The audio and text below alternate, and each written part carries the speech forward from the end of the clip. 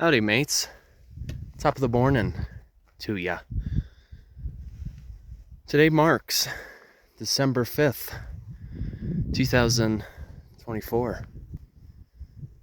And welcome to the RMNP,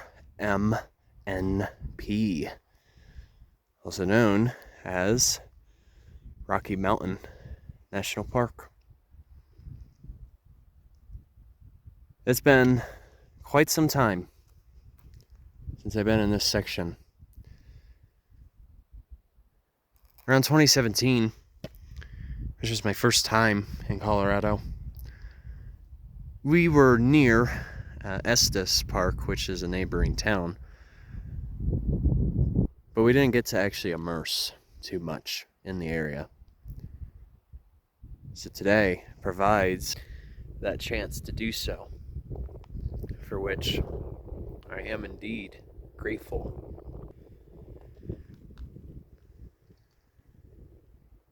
And there's just something different about this park during the winter as well. It's a lot quieter for this time of year. And the section that you are seeing ahead of you is what's known as the Beaver Meadows. And I guess in my opinion, I've heard a lot of good things about it. It usually offers one of the most scenic vistas of the park. But then again, the whole entire park itself is scenic.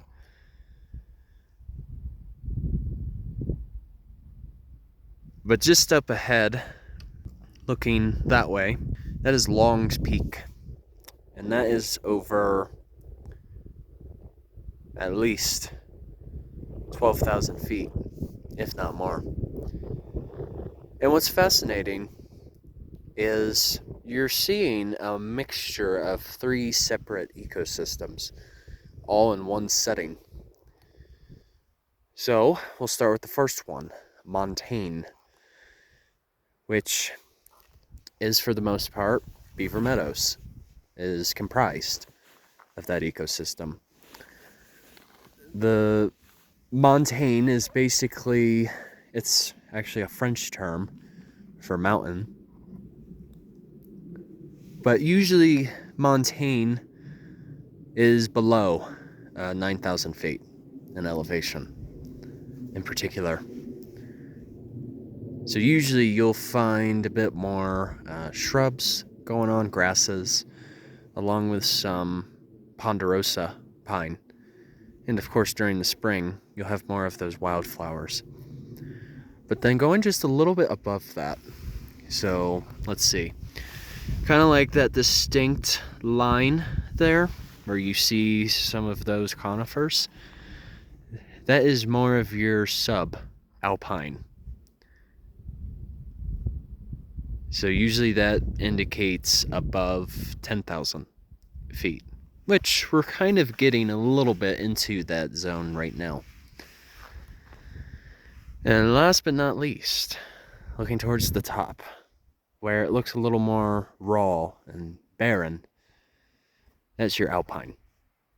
And usually wildlife, as well as plant life, is a lot more sparse up there. Any wildlife that resides in an alpine zone must either adapt or they'll die. No other way of putting it. So for instance, a type of bird that you will find up there is the ptarmigan. They're a smaller bird, which look a little similar to a dove.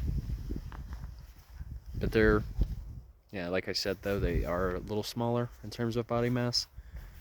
But they have enough feather protection for their eyes, as well as even their feet, that allows them to reside up that way.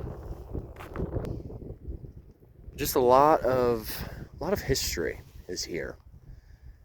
For instance, one of the famous interpreters, Enos Mills, was a large and well-known advocate for the protection of the Rocky Mountain National Park.